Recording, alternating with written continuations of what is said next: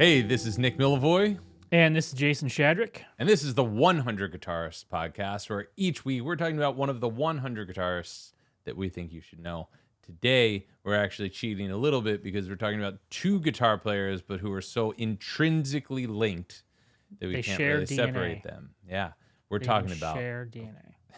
We are, of course, talking about Angus and Malcolm Young of ACDC. That's right. So you can get at us each week. You can. We like to read text, play voicemails. You can hit us up at 100guitarists@premierguitar.com, or you can call or text us at 319-423-9734. And don't forget, do all the liking and subscribing that you can. Wherever you find your podcasts, if you're on YouTube, give us a like here, and make sure you look us up on Apple Podcasts, Spotify, anywhere else you might find a podcast, and leave us a review, give us a rating. That's right.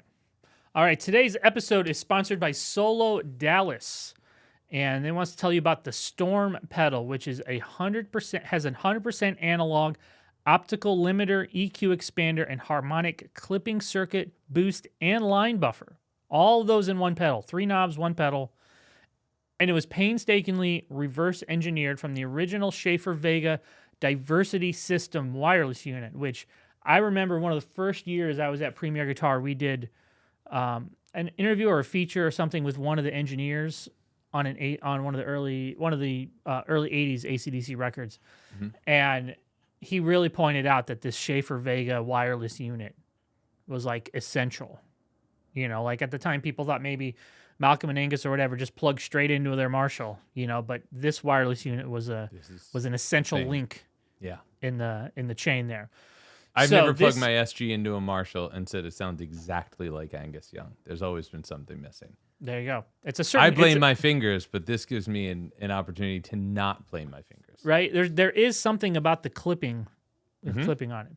So this unique combination of studio effects recreates the unparalleled string separation, percussive attack, rich harmonics, and singing sustain that defined some of the greatest guitar tracks ever recorded, which we are going to talk about today. But here's the deal. For a limited time, if you want to pick up the Storm pedal for 20% off, use the code PGDEAL20. That's PGDEAL20. Save a little bit of money, get that Storm pedal, and start cranking out some Malcolm and Angus riffs. All right, Jason. So today, are we talking about the perfect rock band? We are. ACDC, I think, is the perfect rock band for a number of reasons, but 50% of those reasons Give me like 15 reasons. I mean, you could pull up iTunes and pick up the top 15 reasons why, but pretty easy, yeah. To me, it's like they never lost focus. They gave the people what they wanted, you know, and their sound, it's like you always hear these, you know, like U2 is like, to me, the inverse of AC/DC. A lot of U2 albums sound different album to album, right? But it's the same four cats, right? Yeah. AC/DC, and for good reason, they were like, this isn't going to be our like emo acoustic record where we're going to get in touch with our feelings. No. We're just making rock and roll music. And that's this is no frills music. This is not an art project. They're there simply to rock. That's right. Yeah. And I do have a thing, as I was listening to a bunch of tunes preparing for this, I have something about their song titles. So get this. Okay. A lot of times when you hear about guitar tones, you're like, wow, well, on its own doesn't sound that great, but in the mix, man, it sounds really good. Right? We've heard that described a million times with the guitar tones. Yeah. I feel like AC/DC song titles are kind of the analogy to that, is that like if somebody's like, hey, I'm going to write a song, or I just wrote this song, it's called For Those About to Rock, We Salute You. Right. You know, like that doesn't, if I had a bandmate bring that into me without hearing the song, wouldn't excite me. Thunderstruck wouldn't excite me. Yeah. However, when I hear the song, I'm like, let's go. I'm running through a brick wall. Yeah, I okay, so I did a little as part of my research for this, did a little social experiment. I posted on Threads, I posted what is ACDC's worst song? And I got some interesting answers there. And my point being that I don't think they have a worst song. There's albums, some of the more recent albums. I mean, these are sort of after the prime period. Maybe they're not. I mean, they're still great out. Everything is great. Everything is still great because they're so consistent. But maybe some of it is like a little more redundant or something. I don't know. It doesn't matter. That part doesn't matter. The point is, my theory is that AC/DC doesn't have a worse song, and this sort of played out in the thread. I mean, people had ideas. People said all sorts of things, but I noticed a couple people said "Rock and Roll Ain't Noise Pollution." And for those about to rock, they thought that those songs were cheesy in concept. But I got to say that one of the main subject matters of AC/DC is rockin'. Yeah, right, like. I don't want to hear a lot of bands sing a song about like what it's like to rock. I want to hear AC/DC sing about what it's like to rock because they know what it's like to rock. They epitomize rockin'. And for those about to rock, we salute you. I'm all in. Tell me about, give me a tribute to those who are about to rock. I want to hear it from AC/DC. I wouldn't say it's the greatest song ever written, but it sounds like it. Yeah, like it is. Sounds it's like, one of their strains of one of their threads. Well, it's like this isn't the greatest song ever written, but it's a tribute, right? Yeah, exactly. And first of all, so for those about to rock, I was even digging deep into like set lists that they were playing. Right, a lot of times they play that song as their closer, like before the encore. It might be one of their slowest songs. I mean, it's I'm like deceptively slow. Like those about to rock, right? Wow. And then you throw in the cannons. Like, again, in another band, that is like a cheap move. In AC/DC, I'm in. Have some cannons. Hell yeah, let's do it. My gosh. So the reason I say, I'm going to skip ahead, I have another idea that connects this. The reason I think they're the perfect rock band is that we've both taught a fair amount of guitar lessons in our life. And I think this would go true with guitar, bass, or drums. That if you're like, hey, have a really go-getter of a student and you want to teach them how to just play straight 4/4 rock guitar. Yep.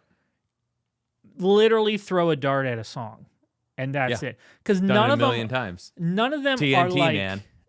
Oh, TNT... I don't know how many of my students played TNT as their first riff. Back in Black. I mean, all this stuff. Like, because their stuff, Malcolm and Angus's parts are so memorable and so iconic, but none of them are like so, even the solos, they're not so like chop heavy that you can't get pretty close pretty quick. Like, now to really fine tune it, there's this element of swing in the rhythm section and stuff that you really can hone in on. Yeah. But like to get in the ballpark, you can get in the ballpark pretty quickly. And especially for like little, teenage students, to have them play one of those AC/DC riffs and really nail it and have the parents' ears perk up and be like, hey, you're playing something I can actually recognize. Yeah. Like that is like, And I remember that feeling when I was, 7th, 8th grade playing AC/DC songs. What's the first AC/DC and song I couldn't read Back in Black, but I couldn't reach the ba-dum, like that part. I was like, my fingers weren't long enough, For me, it was You Shook Me All Night Long, quickly followed by Highway to Hell. Those were my first two. Again, somebody comes into band practice. I wrote this song called Highway to Hell. Okay, play it for me. Then you're like, yes, great, let's go. That's right. I would love to know like what, because I don't want to say their songs are literal, but like a lot of their great riffs follow the melody of the song. Song titles are almost always in the chorus. Like it's a formula. Here's what we're gonna do. What's the one song? Rock and Roll Ain't Noise Pollution. The little intro riff. That's just the melody. I think of that intro riff all of the time. It's just the melody, right? Yep. It's nothing fancy. They thought of this melody. Hey, we need an intro for this song. got it. Just pull it out. Like, perfect. That works great. Yeah. And so they didn't like overthink their songwriting, and they No. made parts that just, for better or for worse, were just straight down, fastball right down the middle. We're going to be a rock band, and we're going to be the best damn rock band in the world. Yeah. No other band has stuck to that formula in that way. No way. So let's dissect a little bit about like the guitar playing in AC/DC though, because I think it's like, it's easy to talk about Angus first because he's the ostentatious brother, right? He's strutting around in his schoolboy outfit through their entire career at all ages, and he's putting on the show. He's the showman, but it's like, he's the right hand of the piano. Malcolm's the left hand. Yep. Like, you can't have one without, you take one of those elements away and it's just not the same thing. Right. And the way that those two brothers play together is so tight. Like their rhythmic feel is the same. The way when they play riffs together, it's like, all right, so we think about Angus and Malcolm and Angus playing lead, and that's easy to talk about. But what I'm really interested in is hearing them play riffs together and how similar they sound. They sound like the same guitar player playing the two parts. Yeah. And I think that is like the best thing you can say in this scenario about two guitar players is that they make one big guitar. And the production on those early records where they pan the guitars, and it's not like overproduced with lots of reverb, with lots of, that's pretty straight ahead, dry production. This is a rock band, and dude's going to be singing over a rock band, not a whole lot of overdubs. And that I think exasperated like that point you're making of they wanted to sound like one big guitar. Yeah. And then Angus, when it's time for the solo, let Angus roll with his high-speed, high-powered blues licks. Yep. But for the rest of the time, the other 90% of the time, it needs to sound like one big guitar. Yeah. When they play, okay, so sometimes they're playing, Angus, one of them is playing the bottom half of a G chord, one of them is playing the top half of a G chord, and then they make one big sound. I also love when they play stuff in unison. I think that sounds like some of the most fun to play stuff just because of how giant it sounds. The two of them with their sounds playing the same thing together. It's like, it's so big and it's so just bad and awesome. I love it. And it was entirely thanks to Malcolm Young that I really first discovered the greatness of Gretch. Oh, dude, totally. Yeah. I didn't know what. Talk about a complementary guitar pair between Angus's SG and Malcolm's Gretch. Because, growing up, you hear Back in Black on the radio or whatever, and it took me a while to really have to start thinking about, well, what kind of guitar amp, whatever, makes that sound? Mm-hmm. I just kind of always assumed maybe it was like a Les Paul of some sort, whatever. Mm-hmm. I hadn't really seen what the band looked like or videos of them playing. But when I kind of figured out what Malcolm's deal was with the Gretch, I should say, not a Gretch, but the Gretch, and I was like, man, those Gretch pickups, those Filtertron pickups sound great. They have this just bite to them that's a little more raspy than a humbucker. You know, and it made me, like, many times I've looked at, Gretch has come out with a bunch of like tribute models to Malcolm and all that. And I'm like, that would just be so much fun. Oh man, I bet the Malcolm Young Gretch is the 6131 is just so awesome. And let's not forget a 3 pickup Gretch with 2 of the pickups ripped out. Yeah, I bet you I'm completely making this up, but that could be where Eddie got his idea. Where I'm gonna put in some pickups, but I'm only gonna use this one, right? Richie Blackmore also had a ripped out pickup. The middle one? Nobody cares about the middle one in rock music. No. It's not as much of a statement as like Malcolm's like 3 pickups. I only need 1. I only need 1. Leave the holes. Don't even have to worry about it. Just all right. So we got a couple phone calls. We're gonna play a phone call from friend of the show, Andy Pitcher. Yep. Andy Pitcher is a good friend of the show, supporter, all that stuff. And Thai food aficionado. Yeah, Thai food aficionado, great guitar player, all all that jazz. Here's what Andy has to say about the Young brothers. Yo, my name's Andy Pitcher. I want to talk about Angus and Malcolm.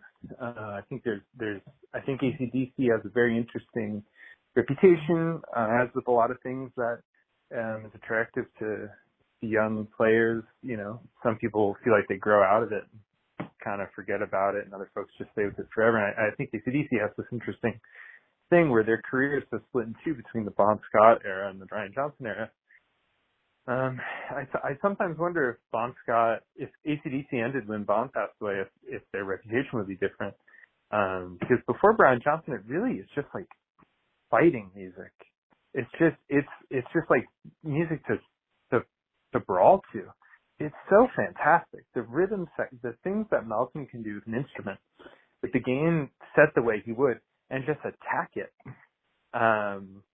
It's like the greatest rhythm sound of all time. And so few people, I feel like, are really digging for that with something like a Gretch, you know, with the Filtertrons, with the hollow body.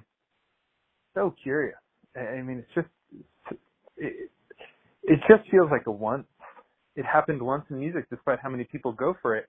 When they're going for the ACDC sound, they're like aiming for Angus, and they're aiming for, you know, the most well-documented period, which is like Brian Johnson on, you know, like the Back in Black sound, something like the Solo Dallas preamp pedals. You know, there's all this market around making that Back in Black Angus guitar tones. But for me, I think the ACDC sound really a lot of times is just Malcolm's rhythm section and giving room for Angus to just kind of be steering on top of it. It's one of the greatest two guitar relationships ever. And, I think all the lessons you could get about feel and attitude and all those things that you can't write down too easy on a music score are there in ACDC. And a band to learn from forever. Two the greatest. Oh, awesome! Thank you, Andy. Yeah, there it is. He said what needs to be said. Fighting music. I like thinking about ACDC as fighting music. So he also kind of outlined what I think of as a rough recipe for Malcolm's tone. And I want to add to that. One, a Gretch with a Filtertron, right? Hollow body Gretch with a Filtertron. A Marshall. But I think the two things that are kind of overlooked a bit is one, heavy strings. He was playing like 13s, right? Okay. And I bet that 20% of Malcolm's gain came from his hands and how hard he hits. Oh, yeah, Because that's the thing you always hear about is to really get that sound, you don't need as much gain as you think you need. Yeah. And that extra 20% has to do with those pickups and how hard he's hitting. Yeah, it's a percussive thing. It's a percussive thing. So you lower the gain and you make up for it with how hard you're hitting. Because it was always a big discovery when you can figure out that you can adjust the gain on your sound with your hands. Mm-hmm. That to me was a big thing. If you really pluck a string hard, you're going to get more out of it than if you're just, you know, and vice versa. If you're a hard player, I was always early on, I was a hard player. And, you know, eventually I had to realize, like, if I lighten up, I can clean up my sound a little bit. Yeah. So I would say, man, because we talked about this with the Dead, is that there are also a ton of AC/DC tribute bands out there now that I think about it. Yeah, totally. You know, there are a lot. And the best ones, you know, really not only do their diligence on the parts, but also on the tones. And I've seen a couple that just like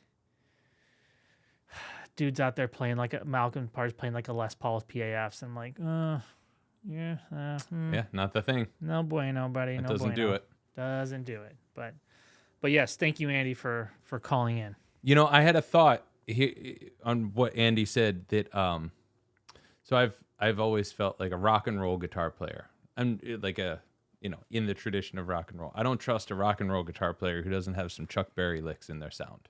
I mean, oh yeah, why would you, right? But they're out there. And like, you know, what Andy said about like the stuff you can't write down, lessons about feel, lessons about attitude and vibe and sound, all that stuff. Like you can learn those from ACDC. And I think when it comes to like a more modern, like heavier is not the word I'm going for, like a harder rocking sound, not rock and roll of the earlier era, like, this wave of rock and roll. I don't trust somebody that doesn't have some ACDC in there. Yeah. That attitude needs to be in there, or else it's like, if it's too slick, if it's too polished, if it's not fighting music, it's like it's not what I want to hear. A friend of mine just said to me yesterday that he was listening to some more modern rock band and said what they're missing is the muscle. Yeah. And AC/DC had all the muscle. Yep. All the muscle.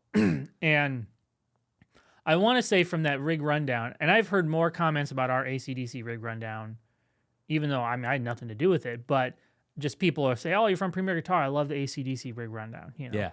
That I think even Bonamassa told me that he got the idea for doing like a whole power backup system from that rig rundown.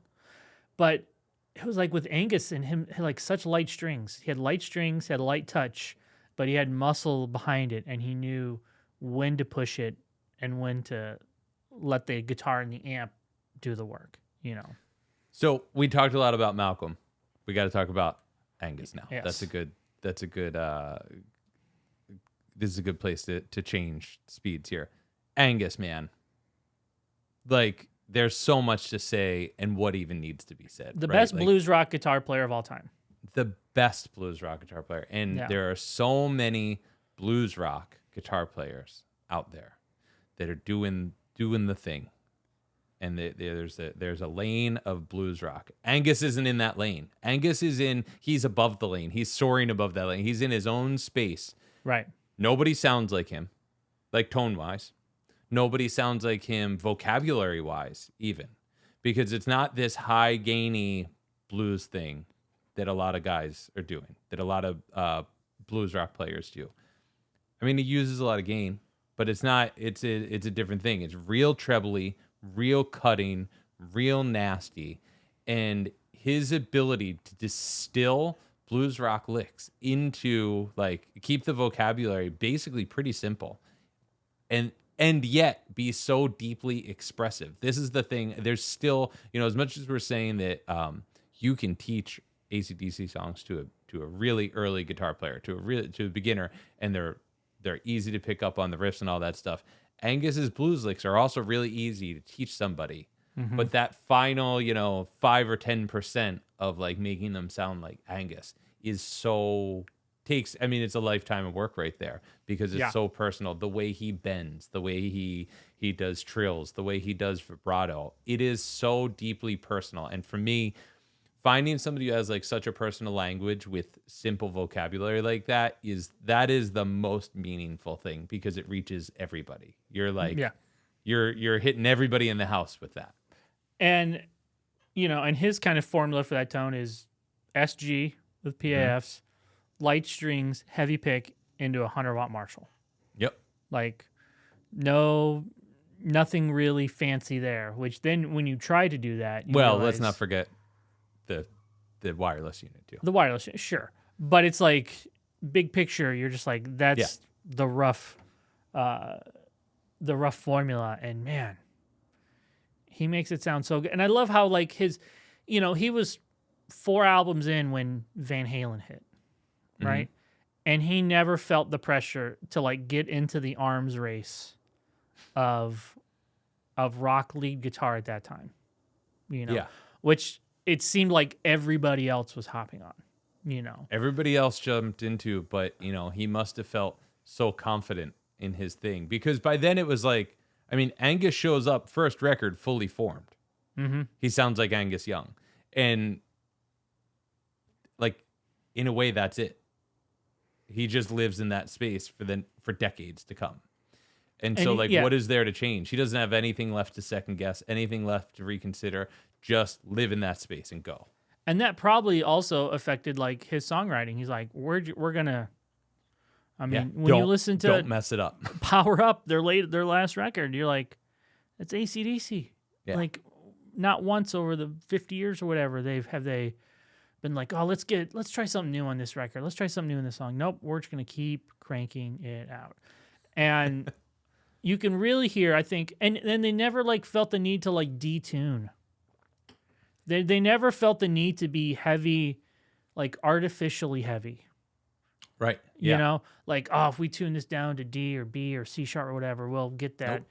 And there are some people who do that, and that's kind of their voice. But like, there's like, we're gonna stick to it. You know, we're gonna have a lot of blues in our music, and we're just gonna. The same thing with their album titles, like Rock or Bust. Like, come on, like they don't. They're like, this is who we are. They're the most unapologetic rock band of all time. Yes. Yeah. You know, nobody's gonna be surprised at an ACDC show or with an ACDC album. You know, I mean, he's made that joke himself. How many times? We haven't made the same album 11 times. We've made it 12 times. Right. You know. So yeah, I and one of the guitar players from that era, one of the few guitar players from that era, who has combined longevity with unrivaled approval rate. Like, who doesn't like? What rock player doesn't like AC/DC? I don't trust somebody who doesn't. Yeah, like AC/DC. it's like, what do you mean? They wrote the book. All right, so we got another call from a friend of the podcast. This is Aviv Rubenstein. He's a great filmmaker. He leads the band Jakob the Horse, and he is the co-host of the podcast Lyrics for Lunch. Here's Aviv's story about meeting Angus Young. Angus and Malcolm Young have a really interesting dynamic as brothers and guitarists in the same band, because Angus is like an animal let loose from a cage, right? He's like running around the stage and doing like the Homer Simpson kind of run in place on your side, even at the age of whatever he is, close to 70 now. And Malcolm is his rhythm guitarist and nice and tight and has like sort of much more complicated rhythmic licks than I might expect from like a proto-punk rock band from Australia. By the way, when I say proto-punk rock band from Australia, I'm specifically talking about like the Bon Scott 70s era of AC/DC. I think Brian Johnson's a whole different animal. Meanwhile, Angus's appeal is this kind of wild Tasmanian devil-like blues and early rock, like Chuck Berry influenced riffs. I mean, his dance is influenced by Chuck Berry, but also his soloing, and it's made to feel like kind of as sloppy as possible, but also fits so perfectly with his brother's like rigid rhythmic backing. And that's like, I think, what sets AC/DC apart from basically every other rock band from the 70s. Even the schoolboy outfit, for example, like it is part of his persona as this like obnoxious younger brother that's running around and making a mess while his older brother is like cleaning up and keeping the rhythm. And, you know, it looks a little weird to see a 70-year-old man in a schoolboy outfit, but that's still like part of his persona and part of his appeal. I actually met Angus Young once in the year 2000. My first concert ever was AC/DC. Buckcherry opened for them at the Philadelphia Spectrum. May it rest. And as they were finishing up, I believe they closed with For Those About to Rock. I know that they definitely opened with You Shook Me All Night Long, but I think that they closed with For Those About to Rock. And as soon as they finished the song, my friends and I like ran out of the Spectrum and kind of around to where the tour buses were to try to like meet Angus and get some autographs, because it was the year 2000. There was no such thing as selfies. And so by the time we got there, the security guard's like, they're already gone. And we all were like, we know that this is not true. But the security guard was like, no joke, AC/DC is gone. They're not going to come out and sign autographs. And we didn't believe him, and we waited there for, to my memory, like 90 minutes. And then eventually Angus came out, all like 4'10" of him, in a bathrobe and like hair completely drenched. I suppose he had like taken a shower before coming out to sign autographs. And he signed our autograph, and I didn't have any paper or pictures or anything with me. And so he signed like a flyer for like a rock and roll strip club night that I had been given while waiting in line at the beginning of the show. And so I have like a Gary Glitter Night flyer signed by Angus Young hanging on my bedroom wall in my parents' house still to this day. So thank you, Aviv. Yeah, If you're going to meet Angus Young, you either want him dressed like a schoolboy or wearing a bathrobe. I mean, I can totally picture that too. I feel like there are Yeah, pictures of him totally. just rolling around in the bathrobe. That is awesome. The younger brother vibe. I'm glad Aviv touched on that because that is a funny thing. It's like if it were reversed, if Angus were the older brother, it's like the dynamic would be changed, right? Wouldn't work as well. I don't Yeah, think. he's the pesky younger brother who like needs to make a show of everything and doesn't listen to the rules. That's right. But you know, we hadn't mentioned something else Aviv mentioned in there is like how there's this thing in Angus's solos that like they do. I don't want to say it's not fake. It's totally not fake, but it's like a projected sloppiness. Like it's not sloppy, but it's like it feels like it's about to go off the rails. And that is such an important element because the rhythmic foundation of ACDC is so refined. And when Angus goes to solo, like if you write the stuff out, most of what he plays is more or less like you could notate it, put it on a grid, right? But it feels in the moment, the way he articulates, the dynamics he uses, the way his sound builds and gets dirtier and dirtier, it feels like it's about to just like explode. And But he knows how to do that with in such a dramatic, perfect way. here's another thing underrated part about Angus playing the perfect speed of vibrato. Mm-hmm. Like Yeah. it's not isn't too fast like the BB King Butterfly, even though he's probably a huge BB King fan. Yeah. You know, he had this very singing vibrato that is one of the hardest things to really emulate, but even just working towards that will make you a better guitar player. Yep. You know, even working towards it. So, all right, one of the last couple things here we want to get before we wrapped up. One, they make the best live records. The Oh, yeah. ACDC Live 92 record, I just wanted to give that a shout out. If you're looking for a place to start with ACDC, just start there. I mean, I think it's the Live at Donington show. I was cranking that in my office this morning, and you're like, man, this is one of the great live albums of all time. All time. I love, I mean, this is going back, different era. If You Want Blood, You've Got It for me. That's the live record for me. There's good one, too. also, I don't have it in, what's it? I can't remember what it's called. So there was a box set that was released 1997 called Bonfire.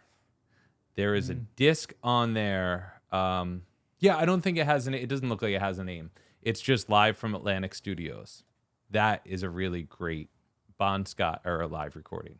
There's a small audience, and then there's also there's other live stuff on there. There's a double Live in Paris. The Live in Paris stuff is really great, but that Atlantic Studios one is like it sounds like there's maybe 15, 20 people hanging out with them while they're playing, and it's incendiary. I dig it. I'm looking at the cover of it. I think you and I should recreate that cover. Oh, You can just hell yeah. Hop on my shoulders. All right. You wanted to bring this up, the Bon era versus the Brian era. Well, I just want to say I feel like a lot gets made of these two things. Okay. And we think about there's something that happens after Bon Scott passes and Brian Johnson joins the band. If you put the two things next to each other, if you put a track from one, track from the other, the Brian Johnson era is, of course, like a little bit more refined. But I don't think that's not Brian Johnson bringing that in. That's production decisions on those records. And that's where the production was ramping up. In the Bon Scott era, you hear production decisions ramping up by, Highway to Hell is a lot slicker than High Voltage. I wouldn't call it slick, but it's slicker, Yeah. right? It's more polished. And Back in Black is more polished than Highway to Hell. But other than that, take out the singer. Is it different? They are not different. These are this is the same band. And this leads me to one of the biggest mistakes Van Halen ever made. Is Yeah, huh? where I think AC/DC, It's the obvious comparison. right? Because you have a beloved singer Mm-hmm. who's no longer in the band. They bring in a second singer, and they still have continued some, if not bigger, success, right? And the thing I think ACDC did so smartly is that they found a singer that could really and be willing to do all the old stuff. Mm-hmm. You know what I mean? Whose style was closer to that, and maybe And it was be able to nail it. and be able to nail Brian it, doing right? that stuff. Now, nails Sammy it. Hagar had his own thing going, and he could very well do that, but they didn't push that at the time, you Right. know, as much. And to the point where it's like, I have friends who make fun of me, of this older friends who's like, when I first heard Van Halen, I thought Sammy was always the singer. And then when I heard older Van Halen, I'm like, wow, Sammy really sounds different. Because I didn't just like go through the liner notes. I said, oh, I just started listening to Van Halen too, because somebody said you should, you know. Yeah. Same thing with this. You heard Back in Black, and then you go and listen to the Bon Scott stuff. You're like, oh, I could kind of hear that, how Brian's voice has changed since then. You know, even though it's Yeah, a completely different, like that's not an unreasonable conclusion to jump to, you know. Right. Yeah, totally. And then so when they get to later era, when they're playing stadiums and these huge shows and these career spanning set lists, Brian can nail the whole thing to the point where you're almost like, wait, was this a Bon era song or was this a Brian song? Because both singers had put out such classic records, you know. Yeah. We're not mentioning the Axl Rose era, and I think we should keep it that way. He served his purpose. He Yeah. served his purpose. He stepped in. I He think did what needed to be done to get the He shows. did what go on. needed to be done. Good on you, Axel. All right, we're going to wrap up here. We're going to each name our top 3 AC/DC songs. One for one, or you want to go for all three? You go first, all 3. All three. Okay. And this doesn't totally bear out what I just said about the 2 eras. This is just about the albums I've spent the most time with. It's tough. I think I got to go with TNT. Just elemental rock and roll. I've taught that in guitar lessons hundreds of times, and I still have not gotten sick of it. It's got to be my number 1 right there. The guitar solo is amazing. Just it's so much great stuff in TNT. The end when they go up the neck, it's just like fantastic. Okay, TNT. Girls Got Rhythm off Highway to Hell. That's just a favorite of mine. I was struggling between that and You Shook Me All Night Long, but You Shook Me All Night Long gets like way more represented on classic rock radio, so I'm going with Girls Got Rhythm. Love that riff. It's fun. And then gotta have a song about rock and roll in there. It's a long way to the top. It's a long way to the top if you want to rock and roll. That's it, man. Those are the to top me, 3. See, that just summarizes it. it's a long way to the top. Probably would have made my top 3, but I'm not going to pick it Okay. out of my What top do you got? 3s. Rock and Roll Ain't Noise Pollution. I'm not putting these in any order. Yeah, these these are my 3 favorite. Rock and Roll Ain't Noise Pollution. I'm gonna go Dirty Deeds, Done Dirt Cheap. Mm-hmm. And I would tie that with Have a Drink on Me. But my number one AC/DC song, Mm-hmm. Highway to Hell, A Touch Too Much. That I Your think, number 1 is a tie? No. It's off the Highway to Hell album. Oh, you mean the one right into the next? Just as No, one A unit. Touch Too Much from the Highway to Hell album. Oh. Yeah. I see. Yeah. So A Touch Too Much is awesome. is so good. It's like that could be one of their. I mean, I think it's their best song, but like it should be considered one of their top 5 best songs, and it ain't number 5, That's right. right? So that's Okay. that's where we would start. If you're getting an AC/DC, start with those 6 tunes and pick up a guitar, plug it into a Marshall, and just start learning solos, and just you will rock. be a better guitar player. Can I bring up So- one more thing though? No. I want to bring Go up ahead. one more song. Okay. Later period than any of those songs.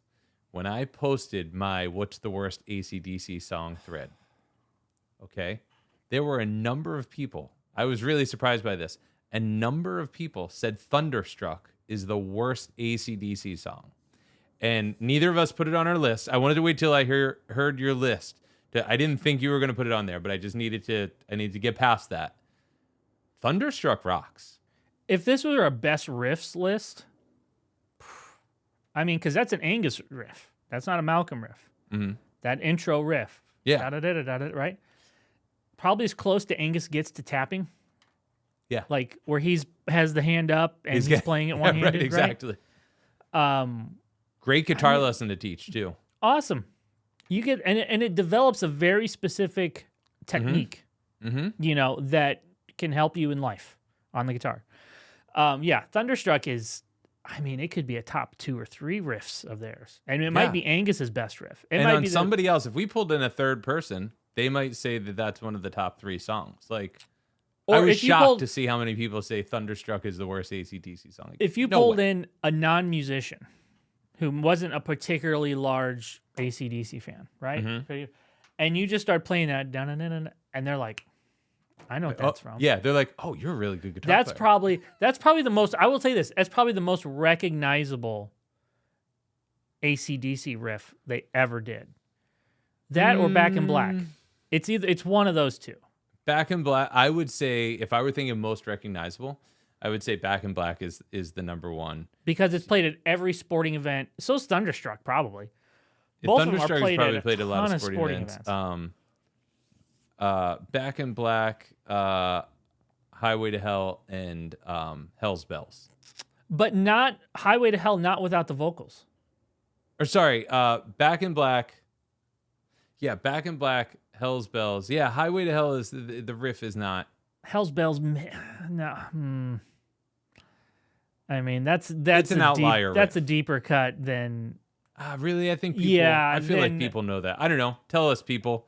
Yeah, How most recognizable is Hell's recognizable Bells? riff, I would say, to a mass audience, has to be Thunderstruck, man. Yeah, like da da da da da da, like it's so, and it just gets you amped up. You know what it is. Yeah, know it's definitely a pump up riff for sure. Yes. So.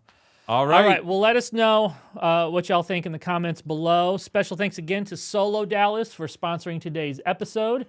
Head on over to Solo Dallas and pick up your Storm pedal for 20% off using the code PGDEAL20.